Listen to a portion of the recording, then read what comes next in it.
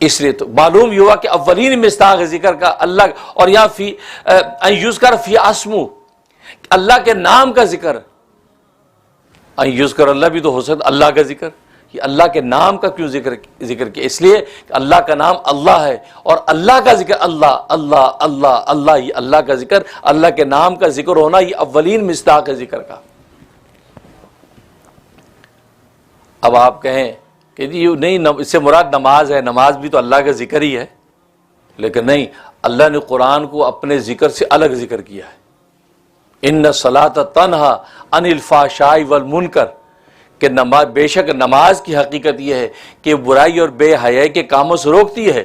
اب نماز کی ذکر ہے، اس کے بعد والا ذکر اللہ اکبر، اور البتہ اللہ کا ذکر سب سے بڑی عبادت ہے۔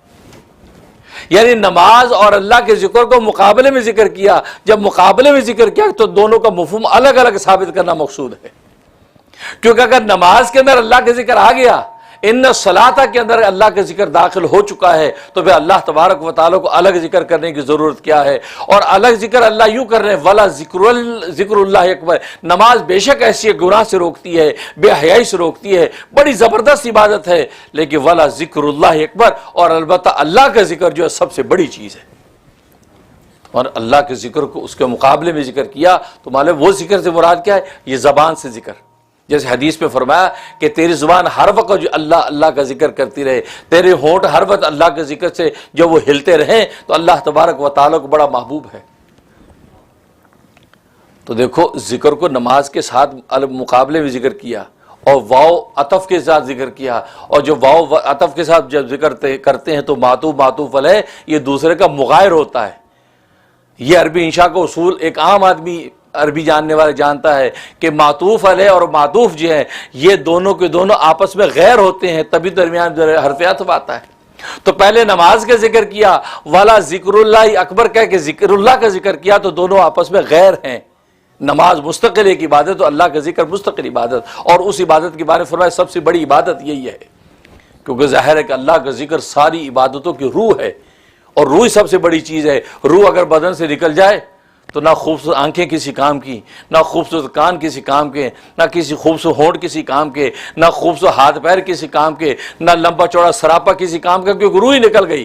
تو اگر اللہ کا ذکر اور یاد عبادت میں نکل گئی تو نماز کا قیام کسی کام کا نہیں، نماز کا رکوع کسی کام کا نہیں، اس کا سجدہ کسی کام کا نہیں، کیونکہ جو روح تھی اس کے اندر جو اللہ کا ذکر وہی نہیں رہا، تو پھر یہ خالی خولی جو کھوکھلی نماز اللہ کو قبول نہیں ہے۔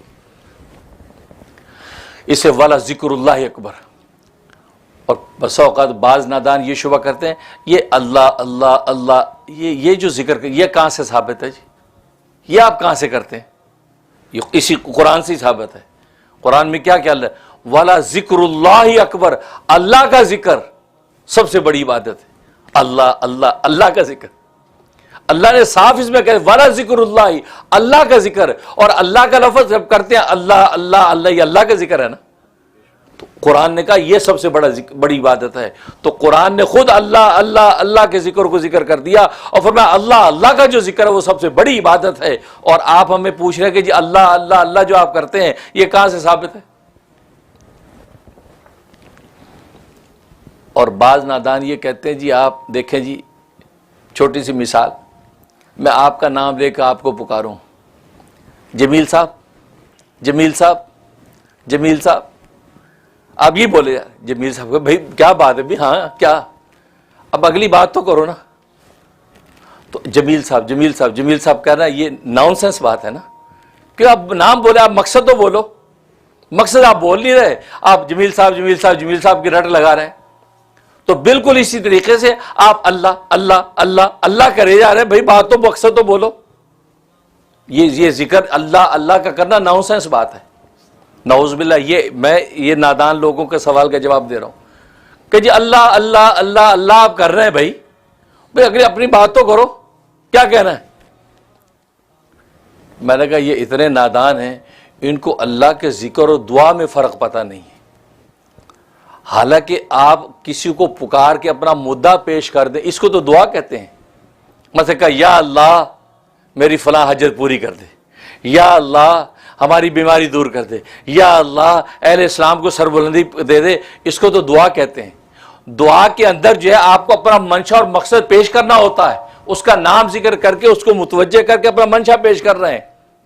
تو اگر دنیا کی مثال میں آپ اگر کسی کو پکار رہے ہیں جمیل صاحب، اب آپ کو پکارنے کے بعد وہ متوجہ، اب آپ کو اپنا منشا پیش کرنا ہے، وہاں پر اگر نام کی رٹ لگاتے رہیں گے تو یہ نان سینس ہی کہلائیں گے۔ لیکن اللہ تبارک و تعالیٰ سے جب آپ دعا کرتے ہیں تو اللہ کو پکارنے کے بعد اپنا منشا اور مقصد رکھ دیتے ہیں دعا میں۔ لیکن ہم تو دعا کی بات نہیں کر رہے، ہم تو ذکر کی بات کر رہے ہیں، اور ذکر کے اندر منشا اور مقصد نہیں رکھا جاتا، اس میں عاشق اپنے محبوب کے نام کو پکارتا رہتا ہے، اس کو ذکر کہتے ہیں۔ اللہ اللہ اللہ اللہ اللہ، بس وہ محبوب کا نام بار بار منہ پہ لا کے وہ اپنے منہ کو میٹھا کرتا، اور محبوب سن کے خوش ہو جاتے، دیکھو مجھے پکار رہا ہے، بس یہی تو مقصد ہے۔ تو ذکر اور دعا میں یہ فرق ہے، دعا میں اپنا منشا پیش کرنا ہوتا ہے، ذکر میں منشا پیش نہیں کرنا ہوتا۔ ذکر کے اندر تو اللہ تبارک و تعالیٰ کا ذکر کرتے رہو، بس اس کا تذکرہ کرتے رہو، اور اس تذکرے کی وجہ سے دل کے اوپر جو انوارات اترتے رہیں گے، اور اللہ تبارک و تعالیٰ کا قرب آپ کو ملتا رہے گا، اور شیطان آپ کے دل سے دور بھاگے گا کہ یار یہ دل غافل نہیں ہے، بلکہ اس دل میں اس خدا کی یاد ہے، اس یاد کی وجہ سے اس کی جو سارے وسوسے رک جاتے ہیں۔ تو لہٰذا یہ اعتراض کرنا اور جی اللہ اللہ کا ذکر تو ویسے ناؤن سینس بات ہے، یہ اعتراض ناؤن سینس ہے، اور نعوذ باللہ آپ کو اللہ کے ذکر کے ساتھ چڑ ہے، اور شیطان اور نفس نے آپ کو اغوا کر لیا ہے، تبھی آپ ایسی گستاخی اور بے ادبی کی باتیں کرتے ہیں کہ جی اللہ کے ذکر کا۔ اور یہاں پر بھی اللہ نے کیا کہا، ان یذکر فی اسمہ، کہ اس میں ذکر کیا جائے اللہ کے نام کا، اور اللہ کا نام کیا ہے؟ اللہ کا جو ذاتی نام ہے اللہ ہی ہے، اللہ کا ذاتی نام اللہ ہے، اور باقی سارے نام جتنے وہ صفاتی نام ہے۔ رحمان صفاتی نام ہے، رحیم صفاتی نام ہے، رؤوف صفاتی نام ہے، منان حنان صفاتی نام ہے۔ اللہ کا جو ذاتی نام ہے، اسم، وہ اللہ ہی ہے۔ تو گویا کہ اس کا نتیجہ کیا نکلا، ان یذکر فی اسمہ کا مطلب کیا نکلا کہ ان یذکر فی اسم اللہ، یعنی اللہ کے نام کا ذکر۔ اور یہ لوگ اللہ کے نام کا ذکر کرنے سے مسجدوں سے روکتے ہیں، تو فرمایا کہ یہ ان سے بڑا ظالم کوئی نہیں۔ اور پھر مساجد کا لفظ ہے، دنیا آج بھی اس زمانے میں بھی جہاں جہاں مساجدوں میں اگر وہاں اللہ کے نام کا ذکر کرنے سے کوئی روکے گا، وہ من اظلم میں داخل ہے۔ اور آج کتنی متعدد مسجد دنیا کے اندر آپ کو ملیں گی، وہاں آپ کو ذکر کی محفل مسجد میں لگانے سے روکیں گے، اور جی یہ کیا بدعت آپ نے شروع مچا دی، یہ کیا طوفان بدتمیزی ہے، لا الہ الا اللہ لا الہ الا اللہ، یہ کیا طوفان بدتمیزی ہے، ہٹیے جی ہٹیے، انتظامیہ نے منع کیا ہے۔ بس آپ سمجھ جائیں وہ ظلم میں آپ شامل ہیں، کل روز قیامت میں اللہ کو جواب دینا ہوگا۔ اور اللہ نے کہہ دیا کیا سزا ہے، لہم فی الدنیا خزی، دنیا کے اندر تمہارے لیے رسوائی ہے، اور آخرت میں تمہارے لیے بہت بڑا عذاب ہے۔ ایسی انتظامیہ جو اللہ کی مسجدوں میں اللہ کے ذکر سے کسی ذاکر کو اس طرح روکے، تو وہ سمجھ جائے کہ وہ اس کی وعید اس قرآن کریم کی آیت میں موجود ہے۔ لہٰذا اپنی اصلاح کرو، اپنی تربیت کرو، قرآن کے حقائق کو سمجھنے کی کوشش کرو، اور جھٹ سے لٹ نہ چلاؤ کہ بھی آپ کا مسلک اور یہی ہے تو آپ کا تعصب یہی ہے، اور آپ قرآن کریم کے احکام کو اگنور کر رہے ہیں۔